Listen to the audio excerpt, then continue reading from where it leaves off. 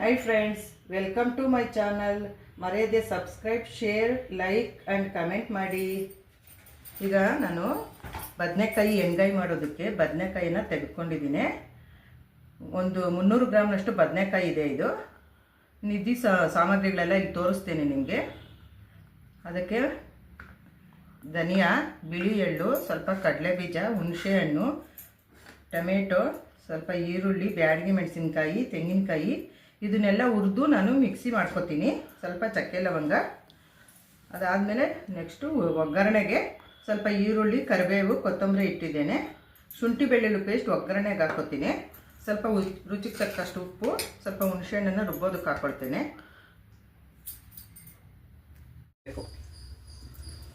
ಈಗ ನಾನು ಬಾಣಲಿ ಇಟ್ಕೊಂಡಿದ್ದೀನಿ ಹುರಿಯೋದಕ್ಕೆ. ಬದನೆಕಾಯಿ ಎಣ್ಣೆಗಾಯಿಗೆ ಸ್ವಲ್ಪ ಎಣ್ಣೆ ಹಾಕ್ಕೊತಾ ಇದ್ದೀನಿ, 1-2 ಸ್ಪೂನು. ಅದಕ್ಕೆ ಮೊದಲಿಗೆ ಧನಿಯಾ ಒಂದು ಸ್ವಲ್ಪ ಹುರ್ಕೋಬೇಕು. ಸ್ವಲ್ಪ ಆಗಿದೆ, ಕಡಲೆಬೀಜ ಹಾಕ್ತೇನೆ.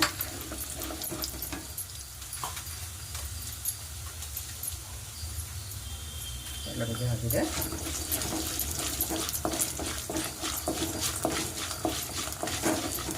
ಇದಾಗಿದೆ. ಸ್ವಲ್ಪ ಬ್ಯಾಡಗಿ ಮೆಣಸಿನ್ಕಾಯಿ ಮತ್ತು ಸಣ್ಣ ಮೆಣಸಿನ್ಕಾಯಿ ಇಟ್ಕೊಂಡಿದ್ದಲ್ಲ ಅದನ್ನು ಹುರ್ಕೋತಾ ಇದ್ದೇನೆ.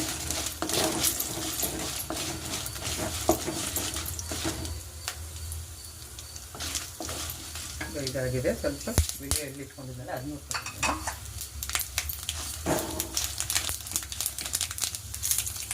ಸ್ವಲ್ಪ ಈರುಳ್ಳಿ ಹಾಕ್ಕೊತೀನಿ ಅದಕ್ಕೆ.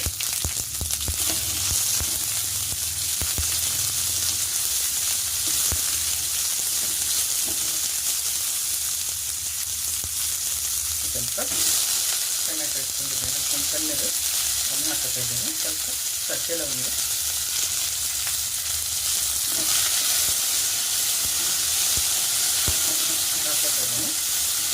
ಈಗ ಇದಾಗಿದೆ. ಈಗ ನಾನು ಮಸಾಲೆಗೆಲ್ಲನೂ ಇಲ್ಲಿ ತೋರಿಸಿದ್ನಲ್ಲ ಅದನ್ನೆಲ್ಲ ಹುರಿದಿದ್ನಲ್ಲ ಅದನ್ನೆಲ್ಲ ಹಾಕ್ಕೊಂಡು ರುಬ್ಕೊಂಬಂದಿದ್ದೀನಿ, ಮಿಕ್ಸಿ ಮಾಡ್ಕೊಂಬಂದಿದ್ದೀನಿ. ಅದನ್ನೆಲ್ಲ ಈಗ ಒಂದು ಬೌಲ್ಗೆ ಹಾಕ್ಕೊತಾ ಇದ್ದೀನಿ. ಬೌಲಿಗೆ ಟ್ರಾನ್ಸ್ಫರ್ ಮಾಡ್ಕೊಂಡಿದ್ದೀನಿ. ಈಗ ಇದನ್ನು ಬದನೆಕಾಯಲ್ಲಿ ತುಂಬಬೇಕು ಎಣ್ಣೆಗಾಯಿ ಮಾಡೋದಕ್ಕೆ. ಇದನ್ನೆಲ್ಲ ನಾನು ಒಂದು ಸ್ವಲ್ಪ ಅದಕ್ಕೆ ತುಂಬ್ತಾ ಇದ್ದೇನೆ. ತುಂಬಿಲಿ ಇಟ್ಕೊಳ್ತೀನಿ.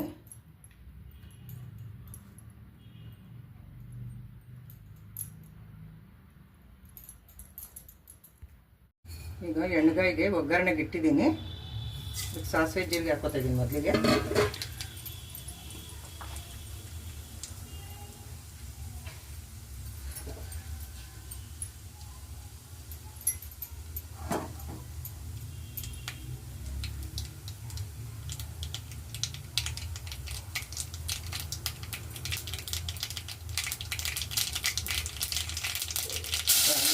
ಸ್ವಲ್ಪ ಶುಂಠಿ ಬೆಳ್ಳುಳ್ಳಿ ಪೇಸ್ಟ್ ಹಾಕಿ ಮಿಕ್ಸ್ ಮಾಡ್ಕೊಳ್ಳೋಣ. ಹಸಿಟ್ಟೆಲ್ಲ ಹೋಗಬೇಕು.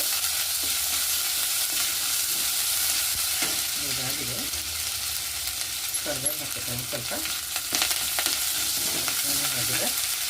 ಸ್ವಲ್ಪ ಈರುಳ್ಳಿ ಇಟ್ಟಿಗೆಲ್ಲ ಒಗ್ಗರಣೆಗೆ ಅದನ್ನ ಹಾಕ್ತೀನಿ.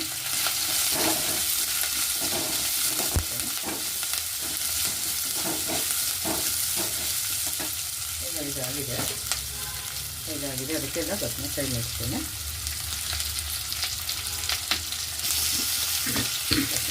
ಸೇರ್ತೀನಿ.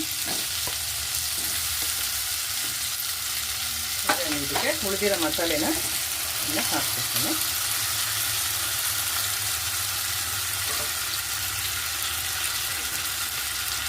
ನಾವು ಮಸಾಲೆ ಮೇಲೆ ಒಂದು 10 ನಿಮಿಷ ಇದನ್ನು ಬೇಯಿಸ್ಕೊಂಡ್ರೆ ಆಗುತ್ತೆ. ಒಂದು 8-10 ನಿಮಿಷ ಅಷ್ಟೇ ಇದಾಗುತ್ತೆ. ಇದು ಎಣ್ಣೆಗಾಯಿ ಆಗಿದೆ. ಇದು ಆಲ್ರೆಡಿ ಎಲ್ಲ ತುಂಬ ಚೆನ್ನಾಗಾಗಿದೆ. ಎಣ್ಣೆ ಎಲ್ಲ ಚೆನ್ನಾಗಿ ಬಿಟ್ಕೊಂಡಿದೆ. ಗ್ರೇವಿ ಎಲ್ಲ ಎಷ್ಟು ಚೆನ್ನಾಗಾಗಿದೆ ನೋಡಿ.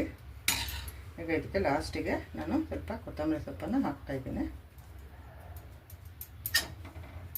ನಾನು ಎಣ್ಣೆಗಾಯಿ ಮಾಡಿದ್ನಲ್ಲ ಅದಕ್ಕೆ ಜೋಳದ ರೊಟ್ಟಿ ಮಾಡೋಣ ಅಂಥೇಳಿ ಒಲೆ ಮೇಲೆ ಪಾತ್ರೆ ಇಟ್ಟಿದ್ದೇನೆ. ರೊಟ್ಟಿ ನೀರು ಇಡ್ತಾಯಿದ್ದೀನಿ. ರೊಟ್ಟಿಗೆ ಕಲಸೋದಕ್ಕೆ 1.5 ಗ್ಲಾಸು ನೀರು ಇಡ್ತಾಯಿದ್ದೀನಿ. ಇದರಲ್ಲಿ ಮೆಜರ್ಮೆಂಟ್ 1.5 ಗ್ಲಾಸು. ಇದಕ್ಕಾದಮೇಲೆ ಹಸಿಟ್ಟನ್ನು ಹಾಕೊಳ್ಳೋಣ. ಈಗ ನೀರು ಕಾಯ್ತಾ ಇದೆ. ರೊಟ್ಟಿಗೆ, ಜೋಳದ ರೊಟ್ಟಿಗೆ ಹಸಿಟ್ಟು ಹಾಕ್ಕೊಳ್ತಾ ಇದ್ದೀನಿ.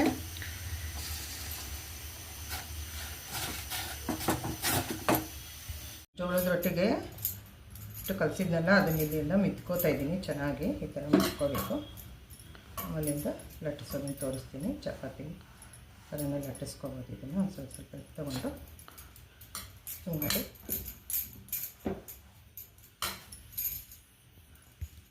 ರೊಟ್ಟಿ ಕಲಿಸಿದ್ನೆಲ್ಲ ಇಟ್ಟು ಜೋಳದ ರೊಟ್ಟಿದು ಹಸಿತಾ ಇದ್ದೇನೆ.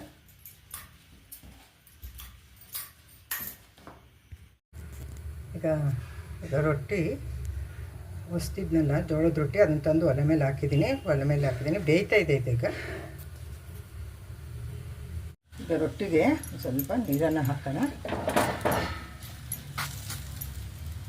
ನೋಡಿ, ಇದು ರೊಟ್ಟಿ ಎಷ್ಟು ಚೆನ್ನಾಗಾಗಿದೆ, ಜೋಳದ ರೊಟ್ಟಿ ಇದಾಗಿದೆ. ಈಗ ಇನ್ನು ಸ್ಟವ್ ಆಫ್ ಮಾಡ್ತೀನಿ. ನೋಡಿ, ಎಣ್ಗಾಯಿ ಮಾಡಿದ್ನಲ್ಲ, ಅದಕ್ಕೆ ಜೋಳದ ರೊಟ್ಟಿ ಮಾಡಿದ್ನಲ್ಲ, ಇದೆರಡಕ್ಕೂ ತುಂಬಾ ಕಾಂಬಿನೇಷನ್ ತುಂಬಾ ಚೆನ್ನಾಗಿರುತ್ತೆ. ನಾನು ಈಗ ತಿಂದು ನೋಡ್ತೀನಿ.